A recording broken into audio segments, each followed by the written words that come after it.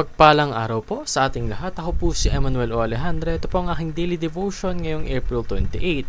And for today, we are going to talk about kung kailan mabuting maging isip bata. This is a general revelation, no? Na makikita natin sa Psalm chapter 19 verse 1 na nagsasabing, For the director of music, a psalm of David. The heavens declare the glory of God, the skies proclaim the work of His hands. Sa Tagalog, ang paglilikha at ang kadakilaan ng Diyos, katha ni David, upang awitin ng punong mga awit. Ang kaluwalhatian ng Diyos ay pinapahayag ng kalangitan. Ang ginawa ng kanyang kamay, ipinapakita ng kalawakan. So, the general revelation refers to the whole creation, revealing the glory of God. So, lahat po ng nagawa sa mundong ito ay nagpapakita lamang ng kagitingan ng ating Panginoon. Dahil lahat po ng nasa mundo ay gawa niya.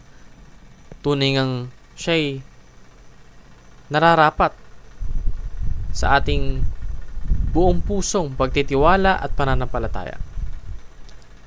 And the whole creation is our sanctuary. Lahat po ng ginawa ay ang siyang nagiging dahilan kung paano tayo nagiging komportable sa ating pang-araw-araw. And if you think about it, even just for a tiny bit, the whole creation really invokes awe and wonder. Mapapaisip ka kung paano nagawa to ng Diyos. Napakagaling ng Diyos, no, na nagawa niya lahat ng nakikita natin, ng nararamdaman natin, everything. So, we should turn worship into a lifestyle. Hindi lang tuwing linggo, tuwing nasa church tayo. It should be an everyday type of thing na kung saan yung mga ginagawa natin ay para sa paglilingkod sa Panginoon. Let's view the whole creation as a place of worship. And the whole creation is everything around us. From this ballpen to this phone, everything around us is the creation of God. Hindi man directly, maaari nating sabihin na gawa to ng tao, but still, it was made because God provided.